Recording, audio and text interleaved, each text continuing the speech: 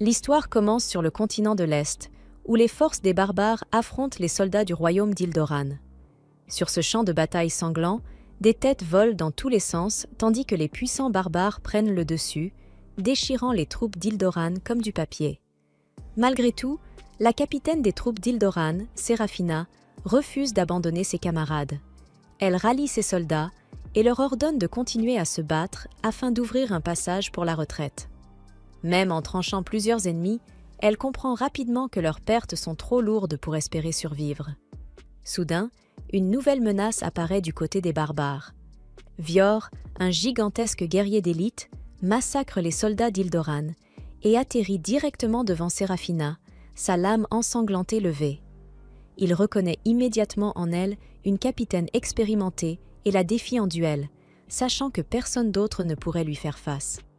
Séraphina accepte, espérant ainsi gagner du temps pour permettre à ses hommes de fuir. Elle bondit dans les airs et attaque de toutes ses forces, mais Vior part son coup sans effort. D'un simple mouvement, il contre-attaque avec une puissance écrasante et l'envoie valser au loin.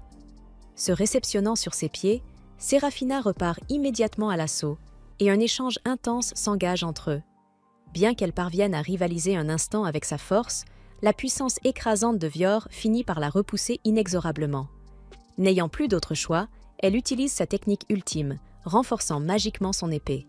Rassemblant toutes ses dernières forces, elle pousse un cri et affronte l'attaque finale de Vior.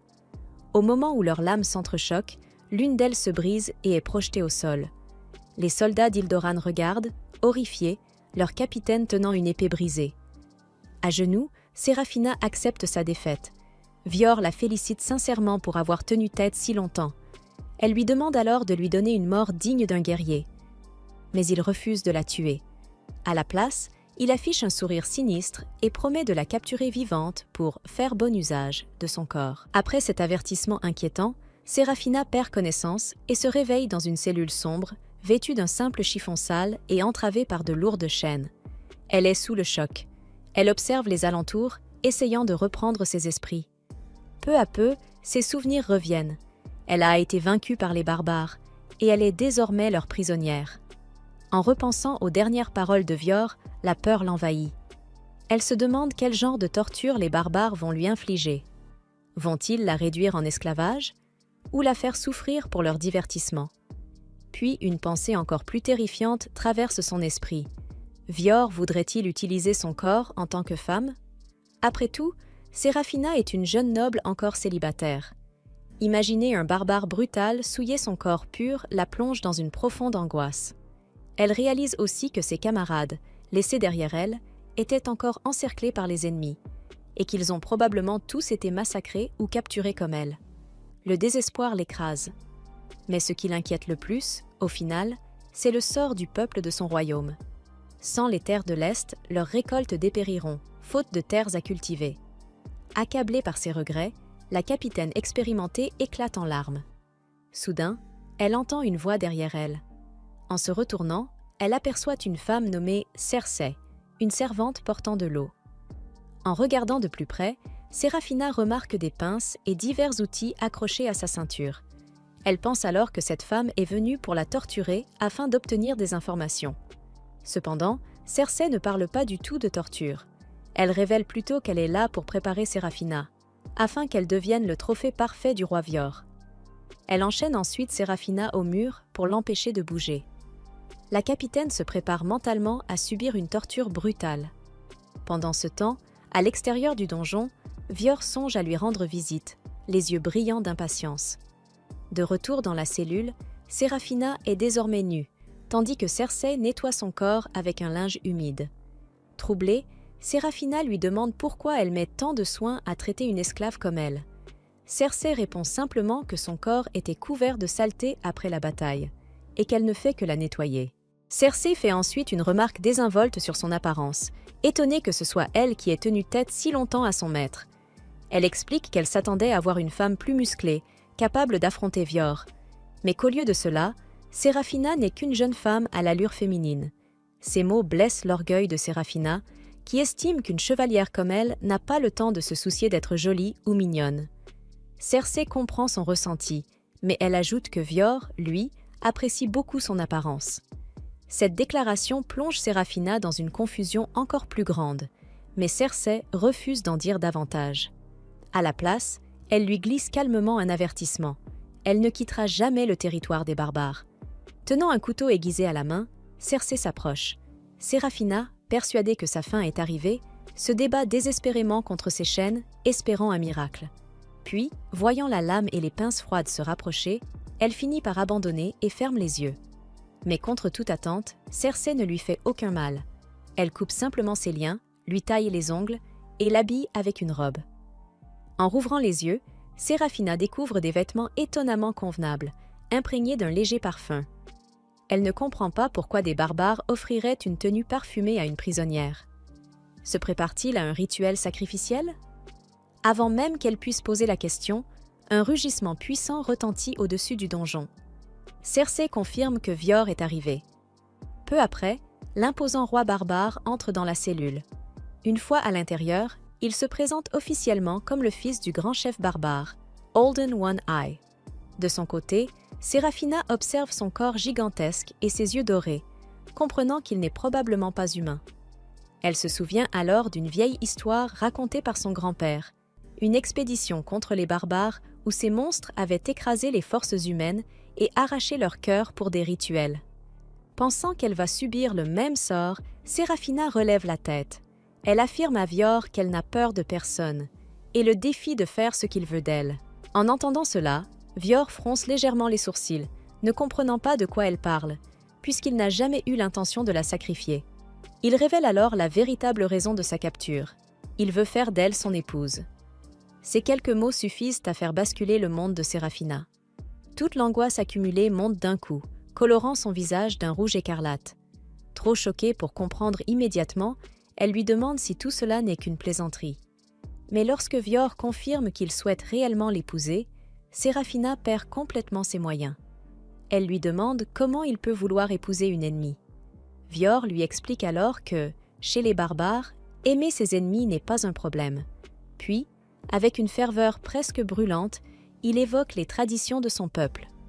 Depuis l'aube de leur race, les rois les plus puissants épousent des chevalières afin d'honorer leur passion pour l'épée.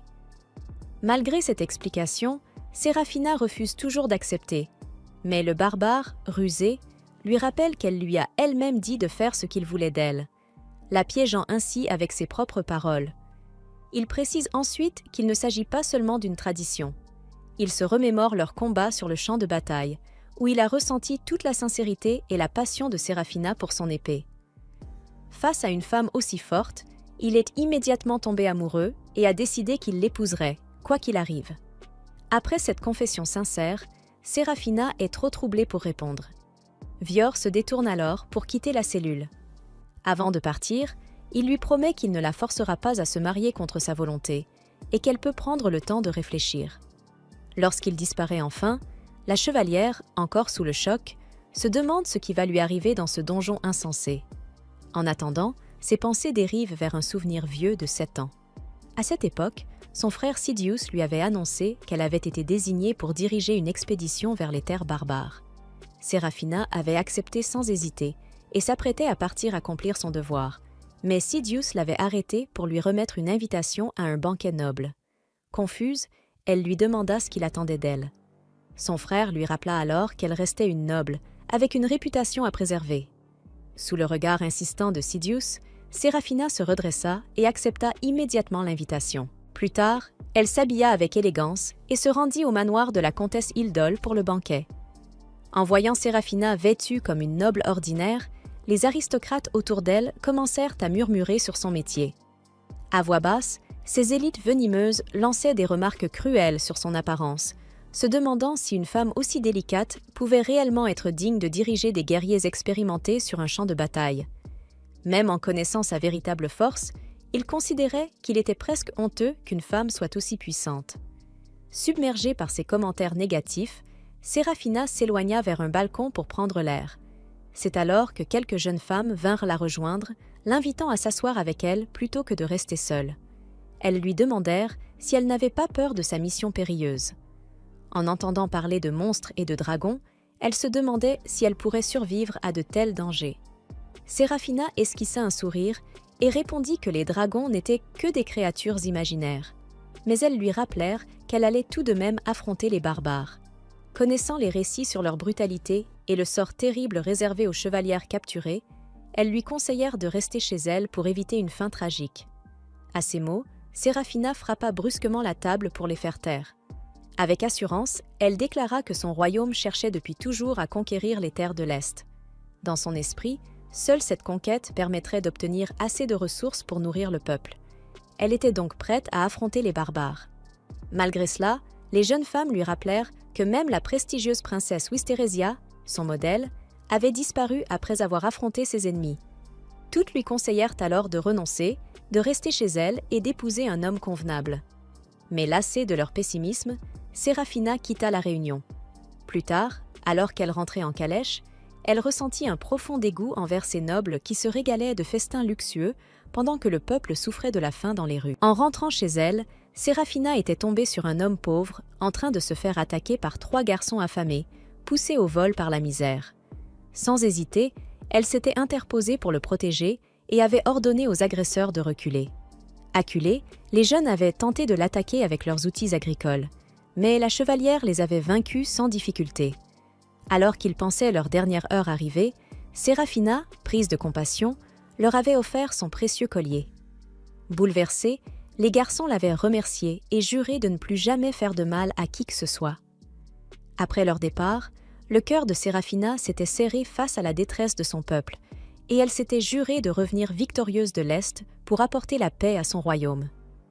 Quelques jours plus tard, avant de partir en expédition, elle s'était recueillie en hommage à la princesse disparue Wisterésia. Mais son frère Sidious était apparu derrière elle, furieux qu'elle n'ait pas trouvé de mari lors du banquet. Séraphina lui avait rappelé qu'elle s'apprêtait à combattre pour leur royaume, mais le prince, fier et inflexible, avait affirmé qu'une femme n'avait pas sa place sur le front, criant son nom avec colère. Soudain, sa voix s'était transformée en celle de Vior. Le barbare s'était avancé vers elle, tendant la main avec détermination, décidé à faire d'elle sa femme quoi qu'il arrive. Au moment où il la saisissait, le cauchemar de Séraphina prit fin. Elle se réveilla en sursaut, couverte de sueur froide. Un ronflement puissant résonnait près d'elle. En tournant la tête, elle aperçut Vior endormi à ses côtés. La vue de son corps imposant la ramena brutalement à la réalité, et un frisson glacé la parcourut, terrifiée à l'idée de devoir affronter son destin en tant que future. La jeune fille, totalement paniquée, se mit à crier sans contrôle, réveillant aussitôt le propriétaire de l'épée. D'un ton brusque, elle exigea de savoir ce qu'elle faisait dans la chambre d'un homme adulte, et surtout pourquoi il était complètement nu. Vior, imperturbable, esquissa un sourire amusé. Il remarqua qu'elle avait déjà beaucoup d'énergie pour quelqu'un qui venait à peine de se réveiller, et qui semblait en parfaite forme, malgré ce qui s'était passé la veille. Mais lorsque Séraphina aperçut l'épée du barbare pointée dans sa direction, son cœur se serra. Elle n'était même pas sûre de vouloir connaître la vérité. Pourtant, elle se souvenait clairement d'une chose. Il avait juré de ne rien lui imposer. Vior, comme pour esquiver le sujet, lui dit simplement de ne pas s'inquiéter de ces détails. Cette réponse ne fit qu'attiser sa colère. Être capturé par des barbares était déjà une honte insupportable pour sa famille. Alors, imaginer le pire, porter l'enfant de cet homme, était tout simplement inconcevable. Déterminée, elle saisit l'épée de Vior, la lui rendit, puis, d'une voix ferme, lui demanda de la tuer immédiatement. Pris de court, le barbare écarta la lame d'un geste rapide, presque inquiet qu'elle puisse se blesser. Il lui demanda ce qu'elle racontait, croyant plutôt qu'elle voulait le tuer, lui.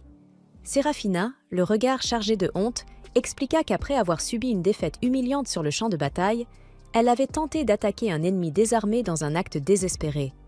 À ses yeux, elle avait trahi son honneur de chevalier. Elle devait être punie pour cette faute impardonnable. Vior resta silencieux un instant, visiblement perplexe. Puis il répondit simplement, d'un ton hésitant, que c'était compliqué. En vérité, il ne comprenait pas pourquoi quelqu'un devrait mourir pour des notions comme l'honneur ou la réputation. Ces mots piquèrent Séraphina au vif. Elle l'accusa aussitôt de ne pas accorder de valeur à ses principes, simplement parce qu'il n'était qu'un barbare. À cet instant, la porte s'ouvrit brusquement. Cersei entra dans la pièce, surprenant une nouvelle fois Séraphina. Elle apportait des vêtements secs pour son maître et fit remarquer, avec un certain détachement, que la jeune fille avait eu de la chance de se réveiller sans séquelles. Elle expliqua que la veille, lorsqu'ils avaient été capturés la prisonnière, la dose du somnifère avait été légèrement trop forte. Résultat, la pauvre s'était mise à vomir avant de perdre connaissance. Peu à peu, les pièces du puzzle commencèrent à s'assembler dans l'esprit de Séraphina. Peut-être que rien ne s'était passé comme elle l'avait imaginé. Vior confirma alors la vérité. Comme elle avait été affectée par une toxine paralysante, il l'avait simplement amenée dans sa chambre par précaution. Et à part une erreur de dosage, il ne lui avait absolument rien fait. À ces mots, Séraphina changea brusquement d'attitude. Le regard dur, elle demanda à Vior de lui rendre son épée, pour le trancher. L'homme éclata presque de rire, amusé par une telle détermination. Sans se laisser perturber, il lui lança simplement de le rejoindre dans la salle commune pour le petit déjeuner, ajoutant avec désinvolture qu'elle était, après tout, sa future fiancée. Affamé après la bataille, il quitta la pièce sans attendre. Restée seule, Séraphina tomba à genoux. Un profond sentiment d'humiliation l'envahit. Être traitée avec une telle normalité par des barbares, alors qu'elle était chevalière d'Ildren, lui semblait insupportable. Ses pensées dérivèrent vers son grand-père. C'était lui qui lui avait appris l'art de l'épée, après qu'elle l'ait supplié de le faire. Il avait été surpris par son talent naturel, mais aussi inquiet. Il lui avait dit un jour qu'elle aurait sans doute été plus heureuse si elle était née homme, ou si elle avait abandonné ce rêve absurde de devenir chevalier. Dans son pays, les femmes n'avaient pas leur place sur le champ de bataille. Son propre frère ne manquait jamais de le lui rappeler, se moquant des fiançailles qu'elle avait brisées les unes après les autres pour poursuivre cette vie. À ses yeux, elle n'était qu'égoïste. Et il répétait toujours la même phrase. « Il est impossible de faire de la politique avec une épée. » Ces souvenirs lui serrèrent le cœur. Pourtant, une autre pensée s'imposa à elle. Vior. Le premier regard qu'il lui avait porté n'était pas rempli de mépris, mais d'admiration. Il avait vu sa force, son talent, et il était même tombé amoureux à cause de cela. Mais Séraphina secoua la tête. Elle refusait de se laisser attendrir par de telles paroles. Ils n'étaient que des barbares. Et elle, une simple prisonnière. Tôt ou tard, elle devrait se battre pour survivre avec les maigres rations qu'on lui accorderait.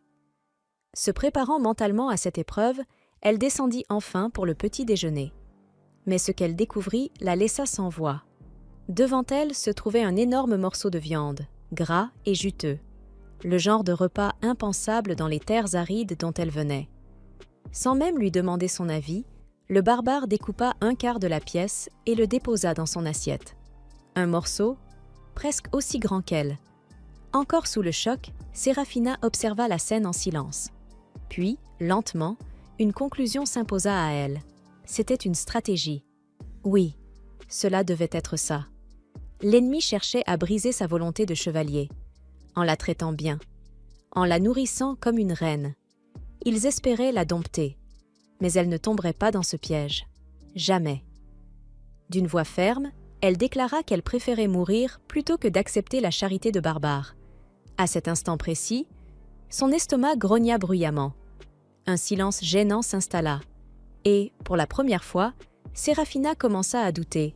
Peut-être ne serait-elle pas capable de mourir de faim aussi facilement qu'elle le pensait. Une fois encore, Séraphina releva la tête et demanda froidement qu'on mette fin à sa vie sur le champ. Vior haussa un sourcil, visiblement amusé. « Est-ce une tradition de l'Ouest, de demander à mourir à tout bout de champ ?» Puis, d'un ton plus posé, il ajouta « La faim est le signe que ton corps veut vivre. Refuser de manger, c'est te mentir à toi-même, et manquer de respect à la vie qui a été prise pour te nourrir. » Il expliqua alors, presque calmement, que tuer pour survivre, et non pour le plaisir, était une raison valable. Selon lui, les expéditions de l'Est devaient sûrement fonctionner de la même manière. Puis, il lui adressa un sourire simple, mais étrangement sincère. « Mange. » Contre toute attente, Séraphina fut troublée par cette expression. À ce moment-là, Cersei se pencha discrètement vers elle et murmura à son oreille. « Le chef a chassé cette proie spécialement pour vous accueillir, future épouse. » Elle expliqua que, la veille, après l'avoir enfermée, Vior était parti seul chasser, afin qu'un véritable festin l'attende à son réveil. Elle ajouta que son maître n'était pas un simple barbare. Il possédait un titre, une réputation, quelque chose qui se rapprochait de la royauté occidentale. Si Vior était réellement le fils de ce grand chef, alors il était en quelque sorte un prince. Cersei conclut doucement. Un homme de son rang a fait cet effort pour vous. Il serait convenable d'y répondre avec un minimum de courtoisie. Ces mots frappèrent Séraphina de plein fouet. Refuser serait indigne d'un chevalier. Alors, avec une certaine hésitation, elle découpa un morceau de viande et le porta à ses lèvres. Dès la première bouchée, son monde bascula. La saveur était si riche, si intense, qu'elle en resta figée. Ses yeux s'embuèrent. Sans s'en rendre compte, elle se mit à pleurer, tout en laissant échapper un léger filet de salive. C'était divin, un véritable paradis barbare. Vior, intrigué, pencha la tête. « Ce n'est pas bon ?» Séraphina sursauta, essuya précipitamment sa bouche et détourna le regard. Rougissante, elle répondit d'un ton forcé. « C'est acceptable, rien d'extraordinaire. » Mais son trouble la trahissait complètement.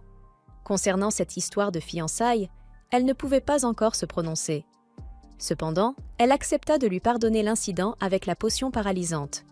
Puis, tentant de reprendre contenance, elle demanda d'un ton plus sérieux. « De quel animal provient cette viande ?» Vior esquissa un sourire en coin. « Pourquoi ne pas regarder par toi-même » Il désigna la fenêtre. « Ils sont en train de le découper en ce moment même. » Poussée par la curiosité et déjà en train d'imaginer élever une telle créature dans son royaume, Séraphina s'approcha de la fenêtre. Mais à peine posa-t-elle les yeux dehors que son souffle se coupa.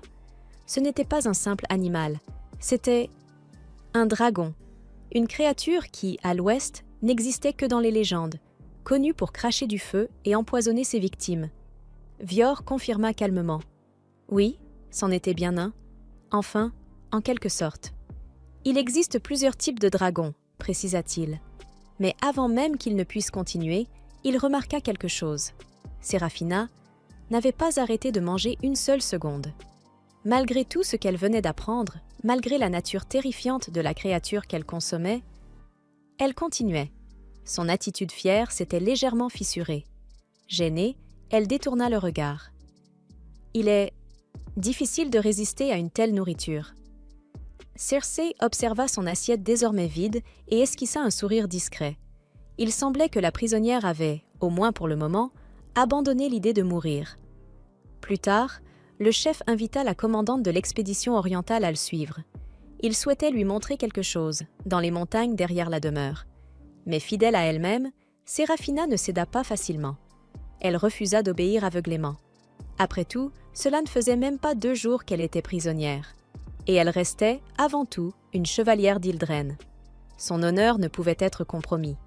De plus, suivre un barbare à travers des terres peuplées de créatures étranges, sans raison valable, relevait de l'imprudence.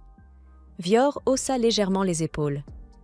Ce qui est raisonnable dépend de l'endroit où l'on se trouve. Puis, après un court silence, il posa une simple question. « Tu as peur ?» La réaction fut immédiate. Séraphina enfila ses bottes avec détermination. Hors de question de tomber dans une provocation aussi grossière. « Je ne fais confiance à aucun d'entre vous. » Vior hocha la tête, comme s'il s'y attendait. Mais au fond de lui, une intuition persistait. Elle allait aimer ce qu'elle s'apprêtait à voir. Lorsqu'elle mit le pied dehors, une brise douce caressa son visage. Ses cheveux se soulevèrent légèrement dans le vent. Et, pour la première fois depuis longtemps, elle ressentit du calme. Au loin, elle aperçut une ville, construite le long d'une plage, un paysage vibrant de vie, baigné par la lumière. Rien à voir avec les terres arides qu'elle connaissait. Cet endroit était abondant, presque béni par la nature. Vior s'arrêta à ses côtés.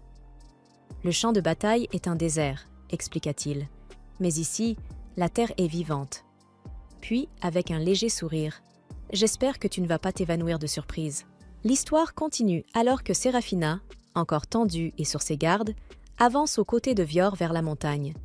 Malgré ses efforts pour rester concentrée et ne pas céder aux provocations du barbare, elle ne peut s'empêcher d'observer la richesse incroyable de cet environnement. Partout autour d'eux, une faune variée évolue librement, certaines créatures paisibles, d'autres bien plus inquiétantes. Soudain, un cri perçant retentit dans le ciel, la faisant sursauter. Une immense créature ailée passe au-dessus d'eux. Vior lui explique calmement que les dragons ne sont qu'une espèce parmi d'autres dans cette région, et qu'il suffit simplement d'éviter les nids des mers pour ne pas courir de danger. Il ajoute, non sans une pointe d'ironie, qu'elle finira bien par s'y habituer, puisqu'elle semblait déjà apprécier leur viande un peu plus tôt. Après un moment de marche, ils atteignent une magnifique cascade. Séraphina reste sans voix. C'est la première fois qu'elle voit un tel spectacle de ses propres yeux. L'eau tombe avec puissance dans un bassin clair, entouré d'une nature luxuriante. Vior plaisante en disant que ce genre de paysage n'existe sûrement pas dans l'Ouest. Elle est sur le point de répliquer, mais se rend compte qu'elle ne trouve aucun exemple convaincant à opposer, ce qui la réduit au silence. Voyant sa réaction, Vior précise qu'il ne cherche pas à se vanter, mais simplement à lui montrer cet endroit. Puis, sans prévenir, il enlève sa chemise et lui demande de faire de même. Déconcertée, Séraphina lui demande ce qu'il entend par là. Avec un sourire malicieux, il répond qu'un homme et une femme nus près de l'eau ne font généralement qu'une seule chose. Rougissante et furieuse, elle le réprimande immédiatement pour ses insinuations déplacées et refuse catégoriquement de suivre une telle coutume qu'elle juge barbare. Cependant, Cersei intervient et lui rappelle que l'huile utilisée lors de son précédent bain commence déjà à perdre son effet et qu'elle risque bientôt de sentir mauvais. À contre-cœur, Séraphina accepte finalement d'entrer dans l'eau, accompagnée de Cersei. Elle remarque que cette dernière ne semble pas du tout gênée de se déshabiller devant un homme. Cersei lui explique qu'elle y est habituée et que son maître, par respect pour les protestations de sa fiancée, est parti se baigner de l'autre côté de la rivière. Pensant être enfin en sécurité, Séraphina commence à se détendre, jusqu'à ce qu'un danger surgisse soudainement. Sous la surface de l'eau, une gigantesque créature reptilienne apparaît brusquement.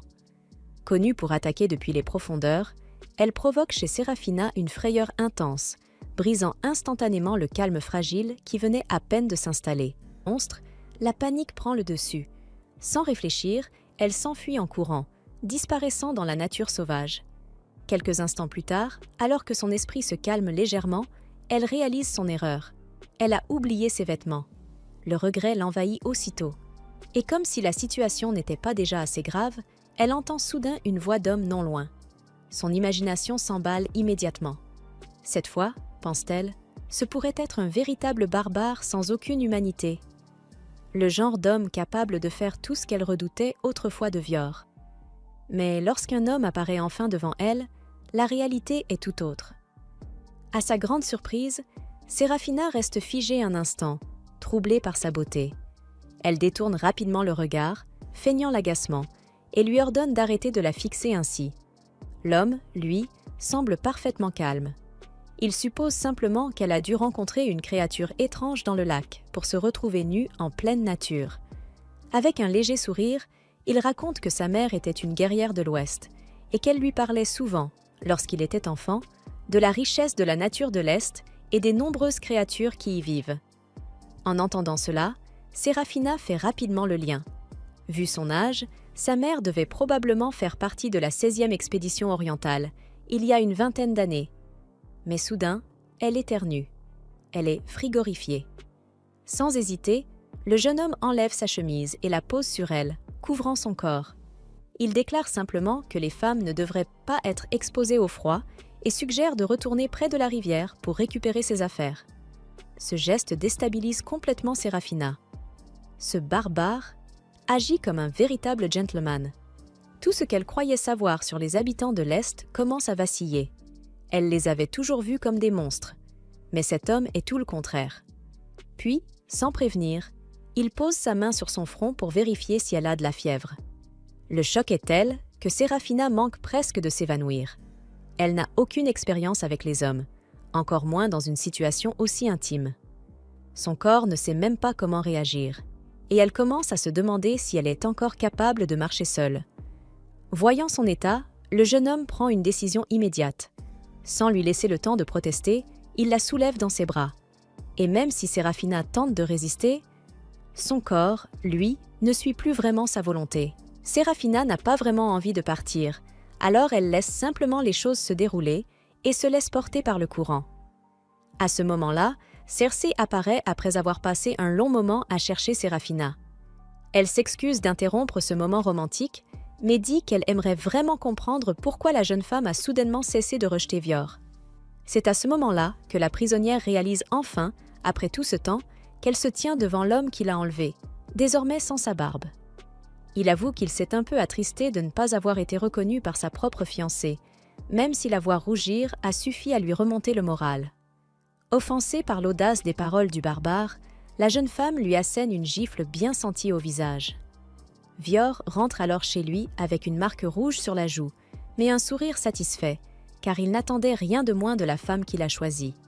Séraphina répond que tout cela aurait très bien pu finir en duel s'il y avait eu des épées disponibles, et souligne que tout est arrivé uniquement parce qu'il l'a emmenée dans cet endroit rempli de monstres. Cersei affirme qu'il n'y avait rien à craindre, puisque Maître Vior s'était chargé de patrouiller les zones où des monstres dangereux pouvaient apparaître. De plus, comparé aux dragons qu'ils ont mangés plus tôt, les monstres près du lac sont plutôt calmes. Vior n'est pas d'accord, estimant que les dragons ont un tempérament féroce, mais qu'au fond, ils sont en réalité lâches. En parlant de cela, il se réjouit d'avoir vu aujourd'hui différentes expressions chez la femme dont il est tombé amoureux, et affirme que chasser un dragon n'était rien comparé à ce qu'il ferait pour elle. Tout ce qui s'est passé laisse Séraphina complètement confuse et sous pression, cherchant désespérément une réponse. Elle fait clairement savoir qu'elle ne sait toujours pas quoi penser de ses fiançailles, puis elle s'en va, essayant de comprendre comment elle s'est retrouvée dans cette situation. De son côté, il est vrai que le visage rasé de Vior ne quitte pas ses pensées, même si elle essaie de l'ignorer. Cependant, quelques jours plus tard, au grand désarroi de la jeune femme, le barbare a de nouveau laissé pousser. Quelques jours plus tard, Séraphina écoutait avec impatience tandis que Vior l'invitait à une réunion avec les membres de son clan. Il lui montra le lieu de rencontre, qui était la plus ancienne et la plus grande colonie de la race des barbares, appelée le village du lac. Séraphina remarqua l'emplacement du village, mais elle se demanda ensuite pourquoi Vior lui révélait des informations potentiellement militaires. Elle se demanda s'il la sous-estimait et lui rappela qu'elle pouvait à tout moment s'échapper vers son pays natal et transmettre ces informations à son armée. En entendant cet avertissement, Vior éclata de rire. Il lui rappela qu'elle était tombée sous le charme de son visage rasé quelques jours auparavant, et qu'il n'y avait donc aucune chance qu'elle veuille lui faire du mal. Il pensait aussi pouvoir facilement faire d'elle sa femme, donc il ne s'inquiétait pas qu'elle divulgue des informations sensibles. Pendant qu'ils se disputaient sans arrêt, Circe remarqua qu'ils agissaient déjà comme un couple marié. Après un certain temps, ils arrivèrent tous au lieu de réunion, où Séraphina se retrouva entourée d'une centaine d'hommes intimidants. Armés jusqu'aux dents, chacun de ces barbares aguerris suppliait Vior de leur donner une chance de croiser le fer avec la capitaine. Séraphina pensa que son heure était enfin venue, puisque les barbares voulaient la tuer pour venger leurs camarades. Cependant, Vior leur ordonna de reculer et de lui offrir un accueil digne au sein de leur tribu. À l'ordre de leur chef, tous les barbares au sang chaud se calmèrent et laissèrent de l'espace à Séraphina. En voyant leur visage joyeux, elle se demanda pourquoi ils étaient tous réunis ici s'ils ne cherchaient pas à la tuer. Vior expliqua qu'ils étaient simplement là pour lui souhaiter la bienvenue, tout en espérant obtenir un combat amical contre elle. Cela la rendit encore plus confuse, et elle demanda pourquoi aucun d'entre eux ne désirait se venger. Vior posa directement la question aux barbares. Tous déclarèrent sérieusement qu'ils ne ressentaient aucune haine, puis ils se mirent en formation de guerriers pour l'accueillir dans la tribu. Séraphina ne leur faisait toujours pas confiance, pensant qu'ils ne faisaient qu'obéir aux ordres de leur chef. Malgré cela, elle suivit Vior et Circe et entra dans la formation. Alors qu'ils marchaient, l'un des barbares se mit soudain à pleurer et rompit la formation derrière Séraphina. Inspiré par son courage, il la félicita pour son incroyable démonstration d'arts martiaux sur le champ de bataille. Séraphina resta sans voix, et bientôt d'autres barbares se joignirent à lui, louant à la fois sa beauté et ses compétences. Elle en fut complètement déstabilisée, recevant autant d'éloges de la part de ses ennemis. Mais Vior lui rappela que les barbares respectaient la force, peu importe à qui elle appartenait. Elle continua alors à le suivre plus profondément dans le village. En marchant, elle observa une communauté paisible occupée à traiter des animaux. Soudain, Vior s'arrêta devant une maison où de l'eau était en train de bouillir. Il dit à Cersei et à Séraphina qu'elle resterait ici pendant qu'il allait rencontrer les anciens, puis il annonça sa présence aux habitants. Peu après, une femme aimable sortit de la maison et demanda ce que Vior voulait. Il lui présenta Séraphina comme sa femme et lui demanda de prendre soin d'elle en son absence. Surprise, la femme tomba immédiatement sous le charme de la beauté de Séraphina. Elle l'entraîna à l'intérieur sans même écouter ses protestations. À l'intérieur, la femme s'excusa pour son comportement brusque, mais Séraphina lui pardonna. Ensuite, elle appela son fils, Gator, et lui demanda d'aller chercher des herbes médicinales. Le petit garçon fouilla dans une grande boîte pendant que sa mère soulevait le couvercle pour l'aider. Il finit par trouver une pochette d'herbes que la femme ajouta à l'eau bouillante pour préparer du thé. Séraphina se demanda si c'était une habitude chez les barbares de mettre des herbes dans leur thé, et la femme confirma d'un signe de tête. Une autre femme remarqua alors qu'il faudrait plus d'eau bouillante pour en préparer suffisamment pour tout le monde, et elle envoya les enfants chercher du bois supplémentaire. Séraphina fut impressionnée de voir que les jeunes enfants barbares étaient déjà si forts et indépendants. Leur mère, elle, n'y voyait rien d'exceptionnel, expliquant qu'ils ne faisaient qu'imiter les adultes. Une fois le thé prêt, Séraphina en prit une gorgée. Elle admit qu'il était bien meilleur qu'elle ne l'avait imaginé, son goût aux herbes lui procurant une sensation de fraîcheur et de bien-être. Cersei pense que les herbes ont un goût aussi agréable parce qu'elles proviennent de l'arbre sacré spécial. Après avoir terminé sa tasse, Séraphina en redemande une autre avec enthousiasme. Peu après, elle remarque que les deux mères vivant dans la maison ne sont pas liées par le sang. Elle se demande alors si elles sont les seules habitantes et suppose que leurs maris doivent être partis travailler avec l'armée à l'extérieur. Cependant, la réponse de la femme la surprend. Elles sont toutes les deux veuves. Elle explique que leurs maris ont perdu la vie lors d'une bataille contre l'Ouest, ce qui plonge Séraphina dans un profond sentiment de culpabilité face aux actes de son propre peuple. Même si elle sait que l'armée occidentale se battait pour obtenir des ressources pour les siens, elle ne peut s'empêcher de regretter que des vies innocentes aient été détruites. Elle présente alors ses excuses aux deux mères au nom de son armée, pensant qu'elles ont toutes les raisons de lui en vouloir. Pourtant, la femme barbare semble confuse, comme si elle ne comprenait pas cette idée de vengeance. Séraphina insiste en rappelant que ce sont les siens qui ont tué leur mari et qu'elle-même aurait très bien pu être responsable. À ces mots, les femmes se taisent enfin. Puis, l'aînée prend la parole. Bien qu'elle soit triste que son plus jeune fils n'ait jamais vraiment connu son père, elle considère malgré tout comme une bénédiction le fait qu'il ait pu assister à ses funérailles. Depuis ce jour, elle est reconnaissante envers son enfant et continue de l'élever avec amour et dévouement. Elle ajoute que, même sans guerre, les hommes barbares risquent leur vie dans d'autres activités dangereuses comme l'exploration de grottes, le combat contre des monstres ou la chasse aux dragons. Et même s'ils survivent, ils peuvent revenir gravement blessés ou handicapés à vie. Ainsi, pour elle, il est presque normal que les femmes perdent leur mari si souvent. En entendant cela, Séraphina est complètement bouleversée et se demande si tous les barbares considèrent la perte d'une vie avec une telle résignation. Soudain, une cloche d'alarme retentit dans toute la ville. Les tours de garde ont détecté une attaque imminente. À l'intérieur de la maison, Cersei comprend immédiatement la situation et avertit tout le monde qu'ils sont attaqués. Avant même qu'ils puissent réagir, une créature volante surgit brusquement par le toit et s'engouffre dans la maison. Lorsque la fumée se dissipa, Séraphina se retrouva face à un dragon ailé doté d'un large bec. Cersei expliqua qu'il s'agissait d'un Tsukubai Kichi, une créature attirée par la fumée du bois brûlé. Séraphina comprit alors que leur petite réunion autour du thé avait provoqué cette attaque, mais Cersei précisa que ces dragons n'envahissaient normalement pas le village, car ils savaient que les guerriers les élimineraient. Malheureusement, elle n'avait pas le temps d'enquêter davantage. Le jeune Gator, terrifié, se mit à pleurer dans les bras de sa mère, et ses cris attirèrent immédiatement l'attention du dragon. Séraphina se prépara alors à combattre. Cersei lui ordonna de fuir le village, rappelant qu'elle était l'épouse précieuse de Vior. Mais Séraphina refusa catégoriquement. Elle se mit en colère contre Cersei pour avoir considéré la vie des autres comme négligeable et pour se concentrer uniquement sur la sienne. Elle lui rappela qu'elle n'était pas une princesse fragile à protéger. Fière de son rang de capitaine des chevaliers d'Eldora, Séraphina fit face au dragon avec une simple pince chauffée. Lorsque la créature rugit, elle la repoussa en utilisant l'outil comme une batte. Cersei, choquée, lui cria qu'elle ne pourrait jamais vaincre un dragon avec un simple ustensile de cuisine. Mais Séraphina ne voulait plus discuter et lui ordonna de s'enfuir. Elle remarqua aussi que l'attaque du dragon était bien moins puissante que celle de l'épée de Vior, ce qui renforça sa confiance. Déterminée à protéger les personnes derrière elle, Séraphina bondit vers la tête du dragon et lui planta la pince en plein dans l'œil. Tandis que Cersei continuait de la regarder, Séraphina lui ordonna de partir et de cesser de perdre du temps. Finalement, Cersei comprit qu'elle mettait la vie de Séraphina en danger en la distrayant et quitta la maison.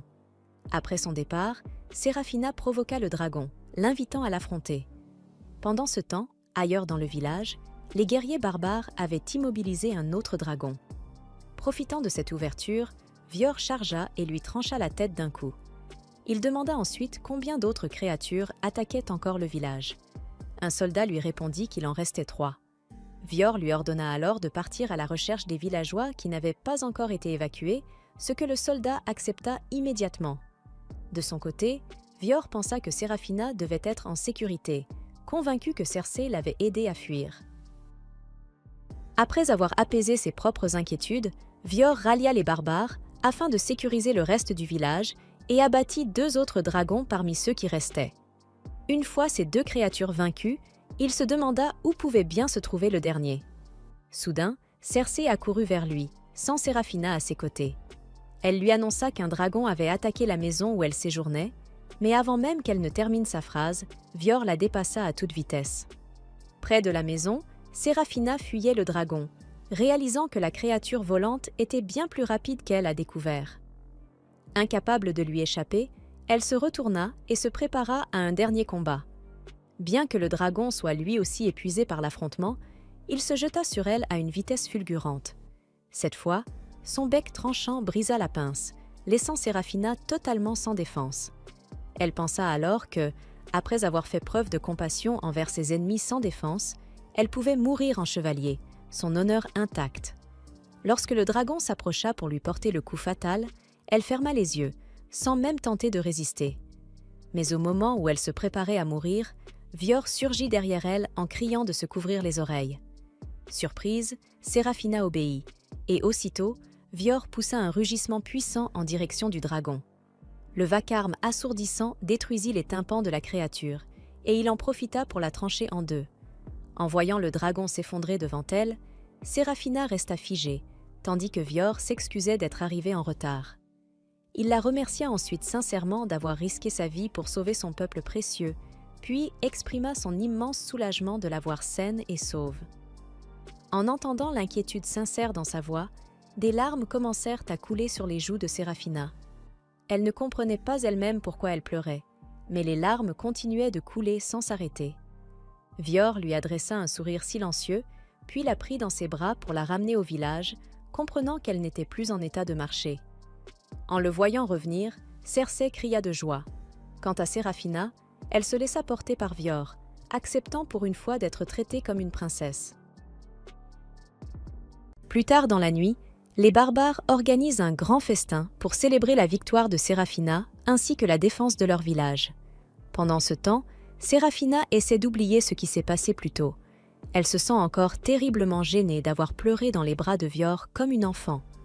C'est alors que Cersei s'approche d'elle et la félicite pour avoir protégé son peuple. Elle avoue qu'elle ne s'attendait pas à ce qu'une noble arrogante venue de l'Ouest risque sa vie pour les autres, et qu'elle voit désormais Séraphina sous un tout autre jour. Ces paroles permettent enfin à Séraphina de se pardonner pour avoir agi de manière capricieuse après ce combat entre la vie et la mort. Mais très vite, ses pensées dérivent vers Vior, et à quel point il avait l'air viril en venant la sauver. Alors qu'elle commence à rougir pour une toute autre raison, une minuscule fée l'appelle.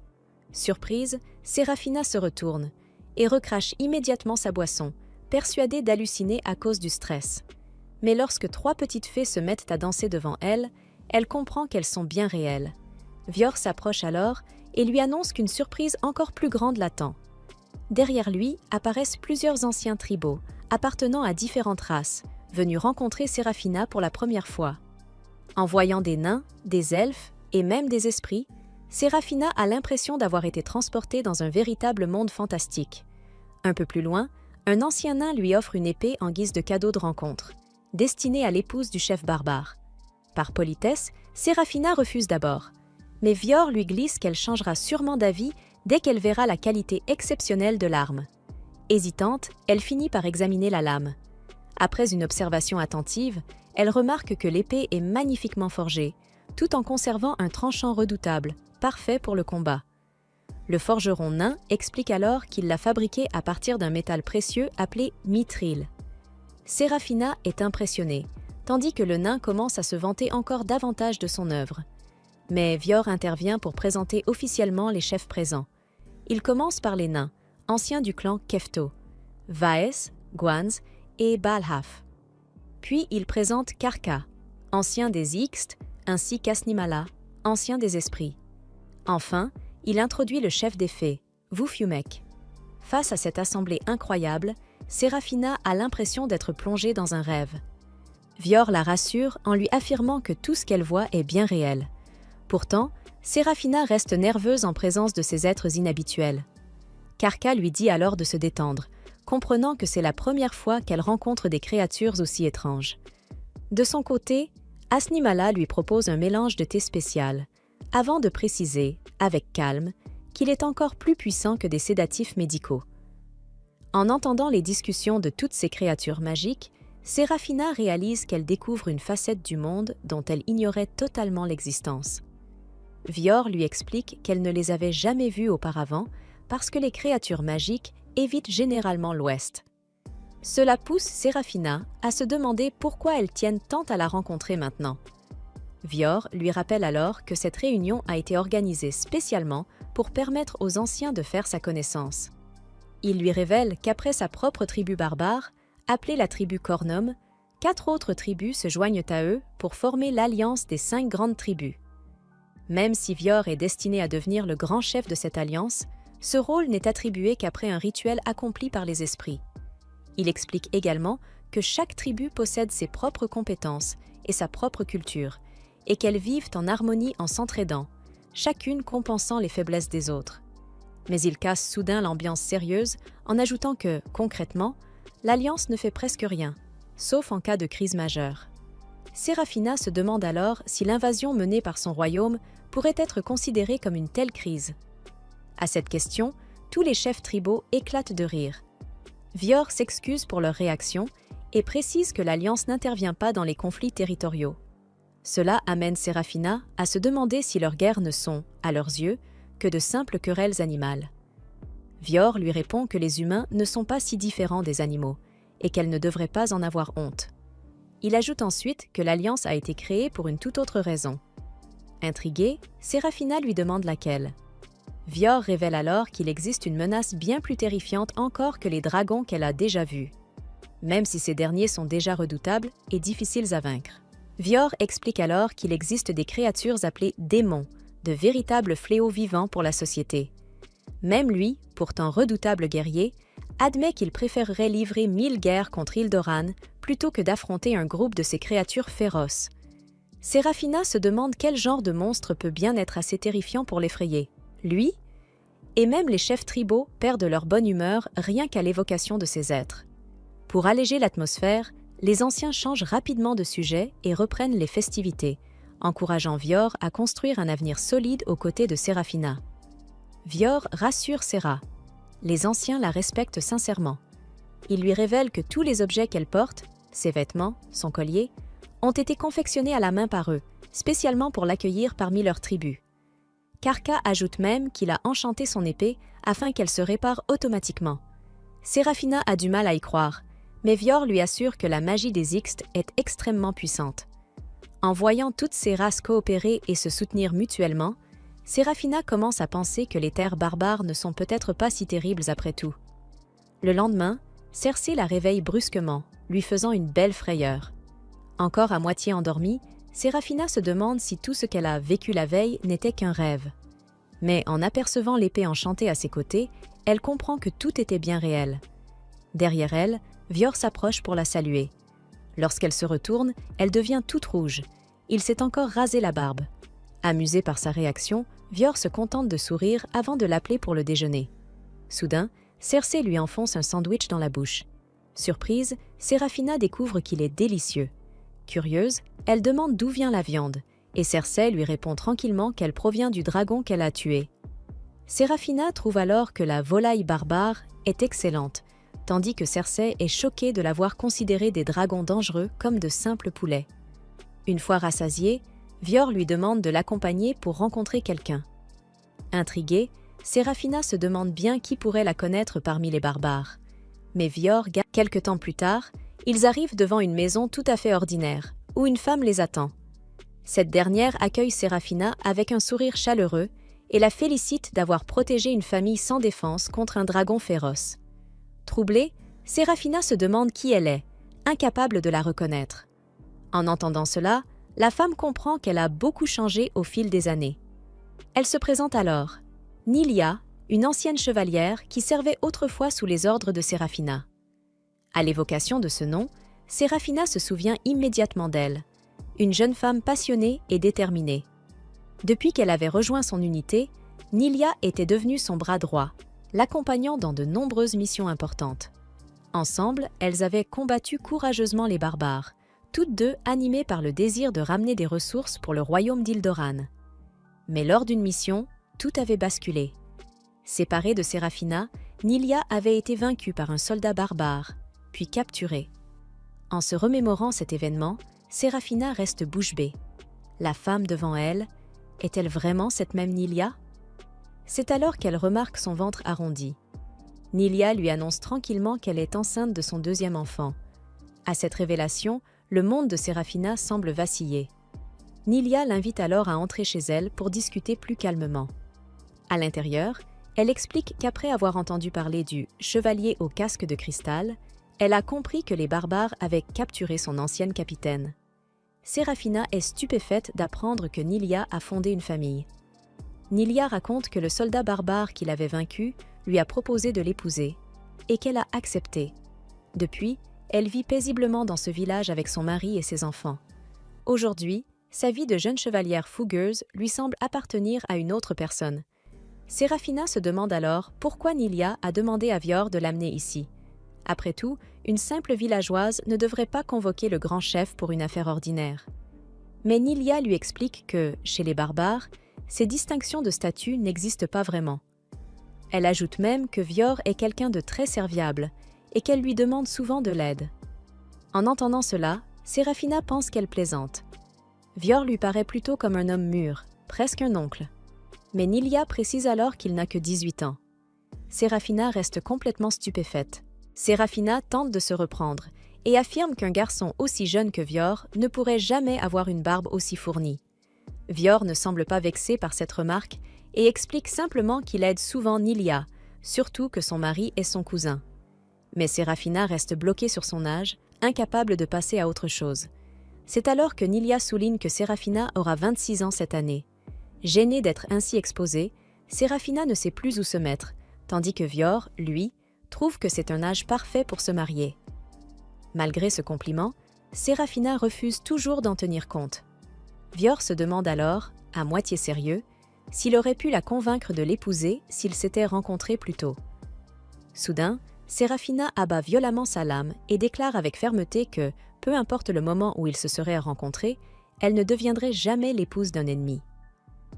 Vior reste un instant surpris, avant d'éclater de rire face à son sérieux. Puis, contre toute attente, il s'excuse pour son manque de tact. Cersei, intriguée par ce changement soudain d'attitude, se demande ce qui lui prend. Nilia lui pose alors une question. Dans quel état Séraphina se trouvait-elle lorsqu'elle a été capturée par les barbares? Cersei répond qu'elle n'était pas blessée, mais que son épée s'était brisée durant le combat. À cette révélation, Nilia explique que cela signifie que Vior ne l'a pas réellement vaincue. Il s'est contenté de détruire son arme.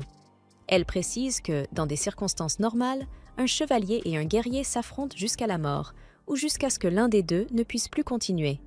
Or, malgré l'avantage écrasant de Vior en termes de force, ainsi que son épée enchantée, il n'a gagné que parce que l'arme ordinaire de Séraphina a cédé, pas parce qu'il l'a réellement touchée. Nilia ajoute même que, s'ils devaient se battre à armes égales, le prochain combat pourrait très bien se terminer par la mort de Vior. En entendant cela, Cersei avale difficilement sa salive, choquée. Mais Nylia nuance aussitôt ses propos. Disposer d'un meilleur équipement que son adversaire fait aussi partie des stratégies de guerre. Elle se souvient également que Vior n'a pas utilisé sa voix tonitruante contre Serafina, ce qui aurait pu changer l'issue d'un véritable affrontement. Malgré tout, elle conclut que Vior ne peut pas vraiment se vanter de l'avoir vaincue.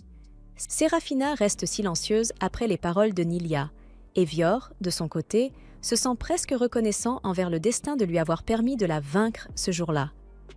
Peu de temps après, le mari de Nylia, Vidal, rentre chez lui.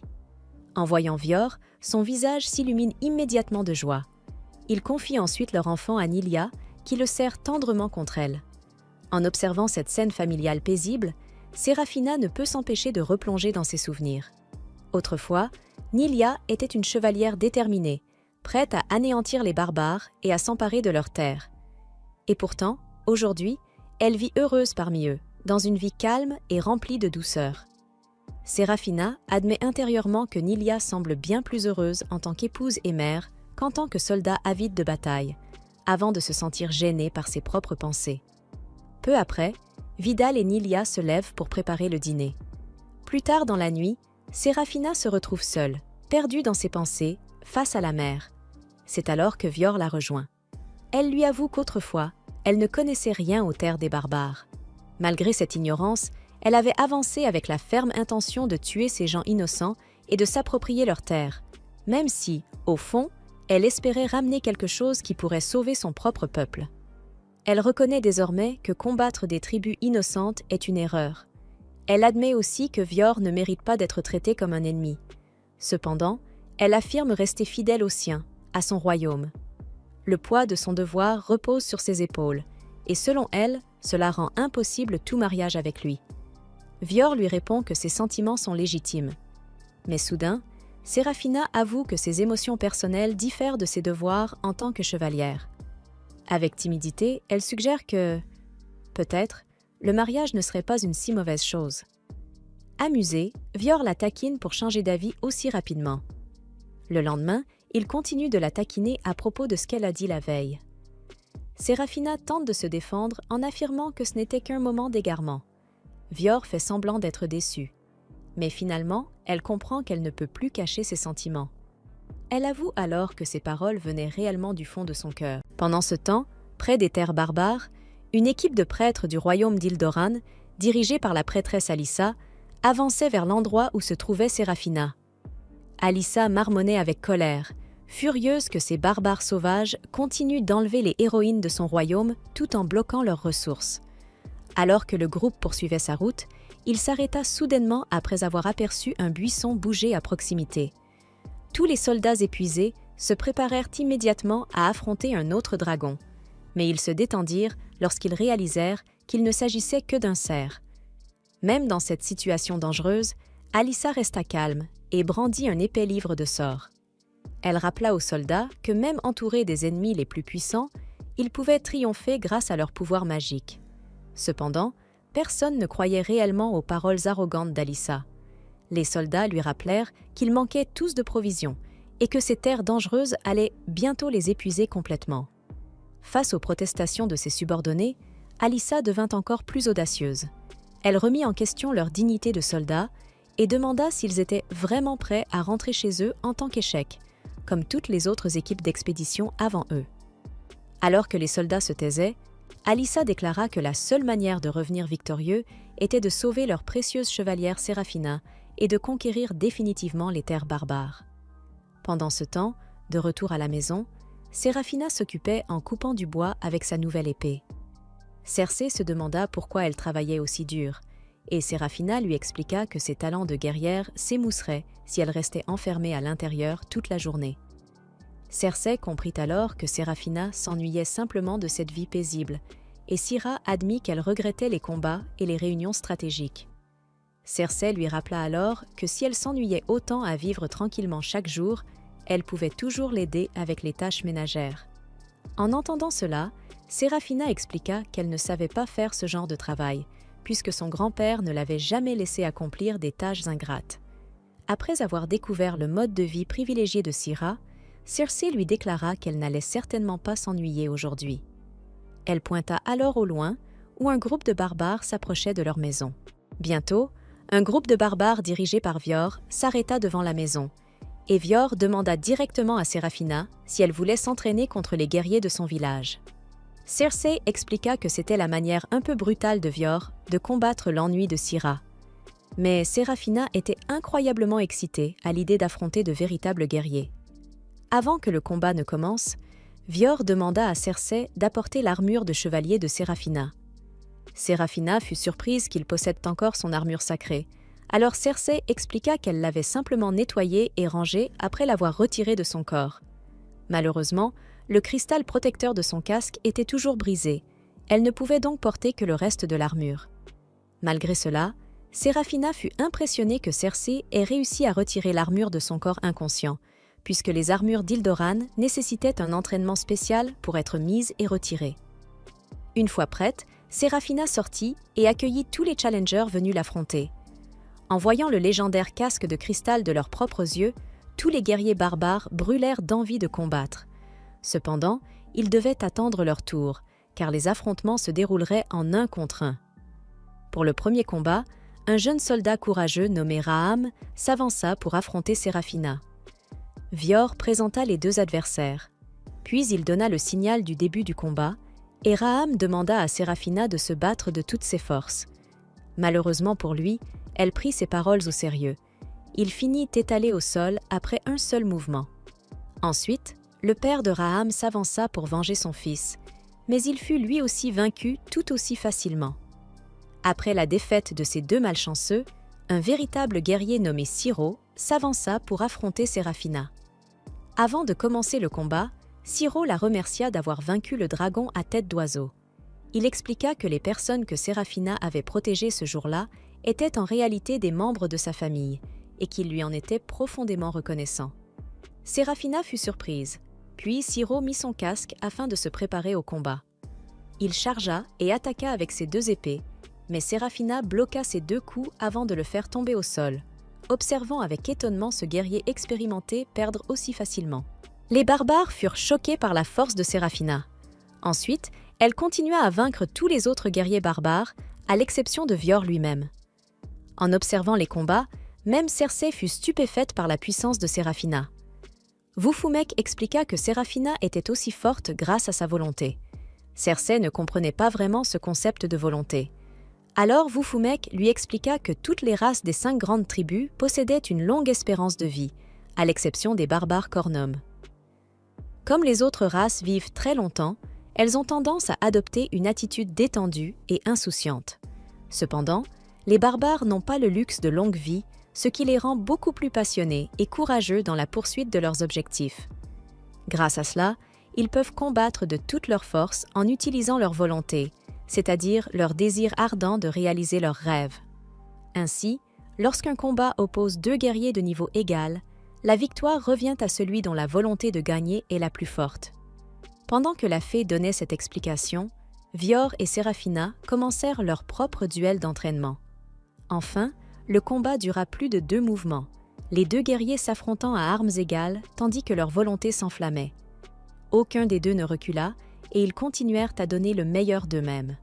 Finalement, Séraphina et Vior brisèrent tous 2 leurs épées d'entraînement en bois, mettant fin au duel sur une égalité. Tous les barbares acclamèrent cet incroyable affrontement, et Vior fut soulagé de constater qu'il pouvait encore tenir tête à Séraphina lorsqu'il combattait avec le même équipement.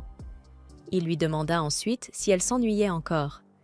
Après tous ces combats exaltants, Séraphina se sentit incroyablement rafraîchie et remercia Vior de l'avoir aidée. À ce moment-là, un vieil homme arriva en courant, paniqué, annonçant qu'un dragon terrestre blessé se dirigeait vers leur village. Sans perdre une seconde, Vior partit avec Séraphina et les barbares afin d'affronter cette nouvelle menace. Alors qu'ils attendaient tous dans la forêt, Séraphina remarqua que ce dragon était bien plus puissant que les dragons à tête d'oiseau qu'elle avait combattus dans le village. Malgré cela, elle se demanda pourquoi autant de dragons attaquaient le village alors qu'il s'agissait normalement de créatures paisibles. Même les dragons à tête d'oiseau savaient éviter les barbares, Alors Serafina commença à soupçonner qu'une force extérieure manipulait secrètement ces monstres. Elle se rappela alors à quel point Vior avait eu l'air sérieux lorsqu'il avait appris l'apparition de ce dragon. Cependant, elle n'eut pas le temps de se détendre, car les soldats barbares attiraient déjà le dragon déchaîné vers leur piège. Dès que la créature apparut, Serafina se prépara à agir, tandis que Vior guidait les soldats afin d'attirer le dragon dans leur direction. Alors que le monstre les poursuivait, il marcha sur un piège dissimulé dans le sol et perdit l'équilibre.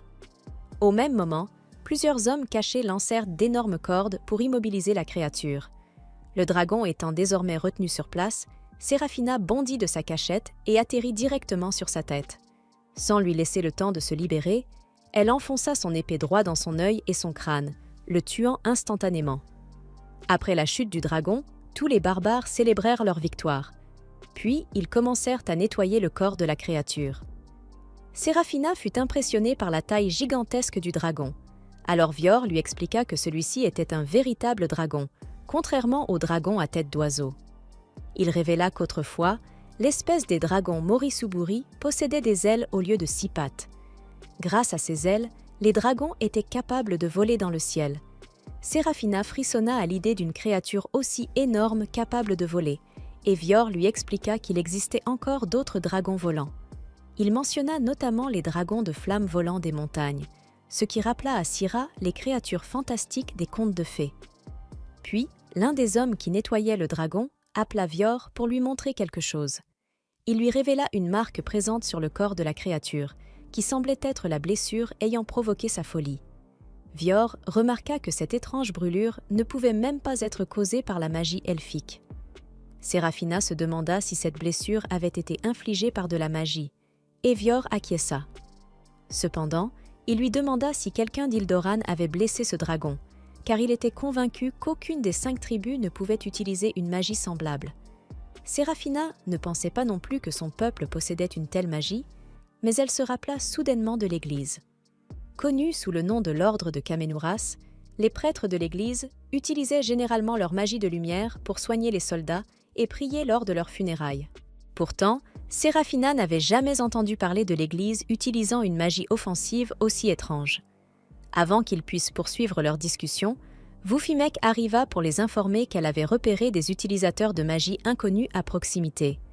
Elle expliqua que ces mages lançaient des sorts sans utiliser de catalyseur élémentaire, ce qui pouvait provoquer l'apparition d'une malédiction appelée le fléau. En entendant cela, Vior fut choqué et ordonna immédiatement à la moitié de ses hommes de nettoyer rapidement le dragon, puis de retourner protéger le village. Serafina demanda ce qu'était exactement un fléau, et Vior lui expliqua qu'un fléau apparaissait lorsqu'une personne allait à l'encontre de l'ordre naturel. En tant que force opposée à la nature elle-même, un fléau invoquait une dangereuse créature démoniaque partout où il apparaissait. Après avoir entendu cela, Serafina comprit que ces magiciens représentaient une véritable menace pour les barbares. Non loin de là, Alyssa et ses soldats peinaient à combattre un dragon. Malgré la faiblesse de ses hommes, elle refusait de battre en retraite et sortit son livre de sorts. Pendant ce temps, Vior et les autres se précipitèrent vers l'emplacement des prêtres. Lorsqu'ils arrivèrent, ils aperçurent un dragon mort s'effondrer au sol. La créature venait tout juste d'être vaincue par le sort d'Alyssa.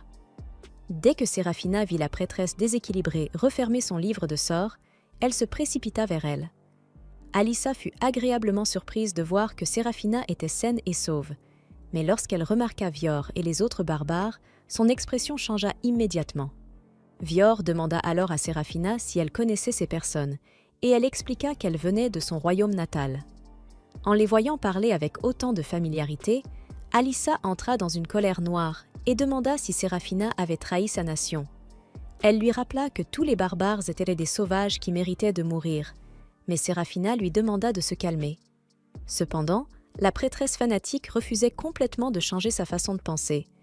Elle expliqua que le royaume d'Ildoran essayait depuis des siècles de conquérir les terres barbares pour son peuple, et qu'il était donc impossible d'abandonner cette ambition. Puis elle se demanda si les barbares avaient corrompu l'esprit de Serafina. Serafina se sentit gênée par cette accusation, et précisa clairement qu'elle n'avait subi aucun lavage de cerveau. Malgré cela, elle avait l'impression de parler à un mur, puisque Alyssa refusait d'écouter le moindre argument. Au plus profond de sa folie, Alyssa commença à réciter un sort malveillant afin d'attaquer les barbares. En voyant la puissance de ce sort, Séraphina comprit que tous ces dragons avaient été provoqués par Alyssa et sa magie. Pendant ce temps, Alyssa déclara à Syrah que même le destin soutenait le royaume d'Ildoran puisqu'il se trouvait du côté de la justice. Cependant, Vior la prévint qu'en refusant d'utiliser la puissance de la terre et de la nature comme catalyseur pour sa magie, elle avait commis une grave erreur. Alyssa resta silencieuse avant de demander à Séraphina de rentrer chez elle avec elle. Syrah refusa de partir. Alors Vior demanda à Alyssa si elle était prête à négocier avec lui. Mais cela ne fit qu'attiser davantage la colère de la prêtresse, qui libéra finalement un puissant sort offensif afin de punir Séraphina. Heureusement, Vior se plaça devant elle pour la protéger de l'attaque. Bien qu'il ait encaissé le sort de plein fouet, Vior resta debout sans la moindre blessure. Alyssa pensa avoir gagné, avant de réaliser avec stupeur que son adversaire était totalement indemne. Vior la prévint qu'un sort aussi pitoyable que le sien ne pourrait jamais percer sa volonté. Après avoir déclaré cela, Vior attira Séraphina à ses côtés, heureux qu'elle l'ait choisi lui. En voyant cette scène, Alyssa sombra complètement dans la folie et commença à lancer de plus en plus de sorts contre Vior. Sous l'intensité de sa haine, même les environs commencèrent à trembler, tandis qu'une aura maléfique entourait Alyssa. Vufimek comprit alors qu'Alyssa avait corrompu la nature autour d'eux. Pendant que Vior remarquait que la prêtresse folle était désormais impossible à sauver, l'aura maléfique autour d'Alyssa disparut soudainement et d'étranges tentacules sombres émergèrent du sol pour emprisonner son corps. En un instant, la prêtresse fut engloutie par une masse de rage noire impitoyable. Séraphina voulut immédiatement aller aider Alyssa, mais Vior l'empêcha d'avancer. Malgré les actes d'Alyssa, Syrah voulait encore protéger quelqu'un venant de son royaume. Cependant, Vior expliqua d'une voix grave qu'Alyssa avait invoqué le fléau. À cet instant, l'un des tentacules s'approcha de la prêtresse terrifiée, tandis qu'un œil sinistre s'ouvrait à son extrémité. En un instant, d'innombrables yeux s'ouvrirent sur le corps des tentacules noirs, et Vior déclara qu'un dangereux démon venait d'apparaître.